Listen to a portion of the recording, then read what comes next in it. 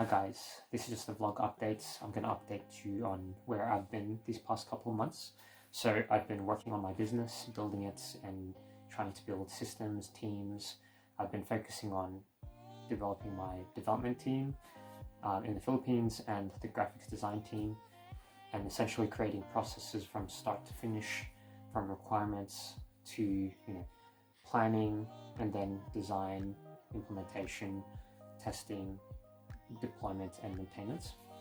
So essentially I had to create systems with the team to figure out how we're going to pass on the work from one team to the next team to the next team to the next team, because the thing is, if I ended up, say, getting more clients for myself and then I did all the work and didn't focus on building teams, then I would have to be doing the logo design, graphic design, asset design for the front end, UI layouts, and then also the back end development, and then the sales, marketing, and then also the legal issues and accounting and so on and so forth. So there's a lot to take into account. So when you have a business, you have to start thinking about, how do I scale this? How do I start delegating work out? Who do I need on the team? What skill sets do I need to delegate out to? So that's what I've been thinking about these past couple of months and working on and systematizing it. And I've also been considering on creating products in terms of productizing my services, because before, what I would do is just go to a client and say, oh, let me give you a quote, let me figure out what you need, and then let me break down the costs and itemize every single thing, but that would be so time consuming.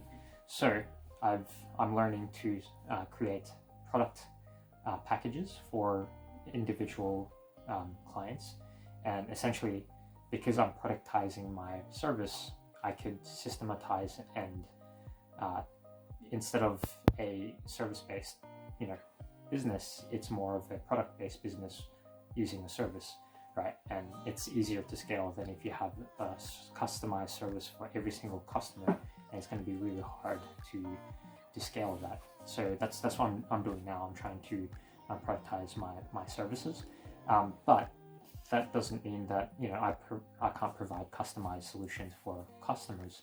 I have a package that gives them a whole range of customizations, but that would mean that it's the higher end, higher tier product that we provide them, and we spend more time planning, we spend more time with the requirements elicitation and requirements analysis, and essentially those types of projects end up taking much longer because it's more customized and tailored to the customer, right?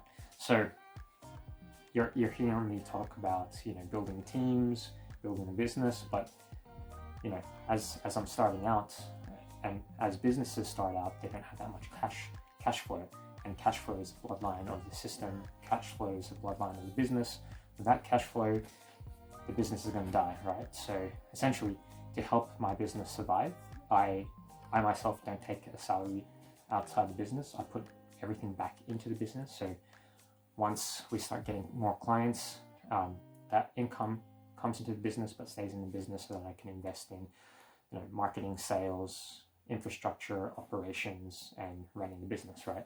Now, the next question comes around where, if I'm putting all that money back into the business, how do I survive myself, and how do I pay for the bills, and how do I put food on the table, right? So the thing is, and this question should be asked by every single business owner: how do they survive, right, at the very beginning of their business?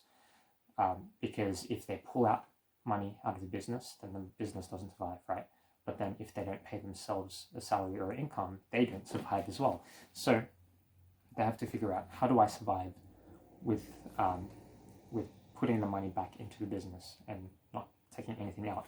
And that's why I don't recommend you jumping into business straight away, unless you have a lot of months of savings, or if you have a side job, right? So if you have a lot of months of savings, a buffer amount of income that you can use to fund your business for a couple of months until it becomes profitable, then go for it. But you would have to be working in industry for a couple of years before you even jump out into starting your own business, right?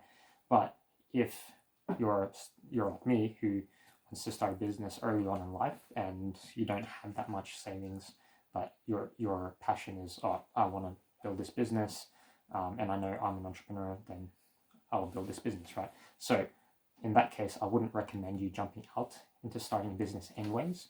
What I'd recommend is maybe having a side gig or a part-time job that you know that you're getting constant income and your salary is secure.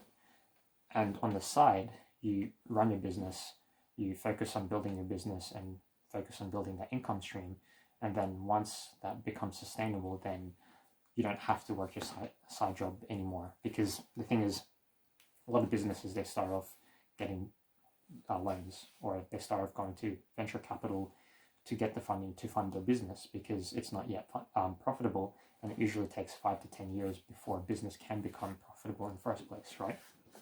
And the major reason why a lot of businesses fail in the first place is because, you know, of cash flow issues, right? Because they have a good idea, but then by the time they're able to sort of scale, and by the time they're able to sort of capitalize on that idea and on the product or service, the cash flow runs out, and then they have to close up shop because they have no money to fund the business. And money is basically the bloodline of the business. It's kind of like a human person runs out of blood and he's pretty much dead. And that's the same thing with the business. Once you pull out the cash flow from the business, you're pulling out the blood from the business.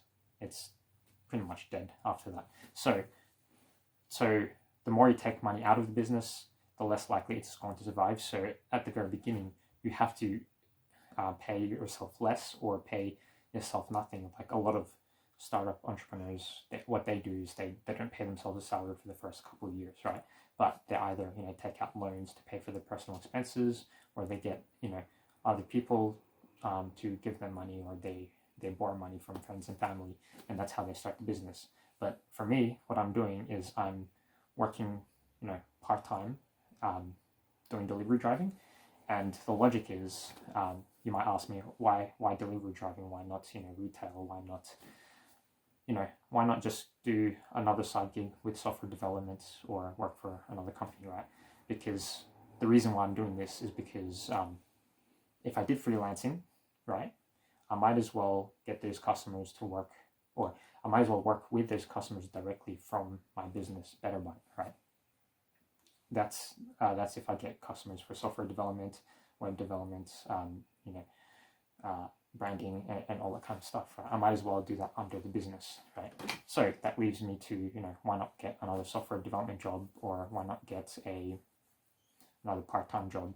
And the thing is, the reason why I'm not doing that is because my schedule will be limited, and I want the flexibility to be able to work around my business, not my business working around the job that I'm working for, right?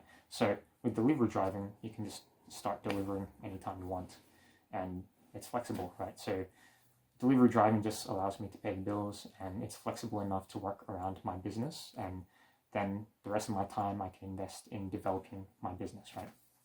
And as a business owner, if you want to progress as well, another thing you need to do is definitely you need to learn more and constantly keep learning and updating your skills. So recently I've been binge watching YouTube videos. I've been watching The Future, Christo. So I've been learning his pricing strategies, his design strategies, social media strategies, and all that kind of stuff. So I'm learning a lot from him.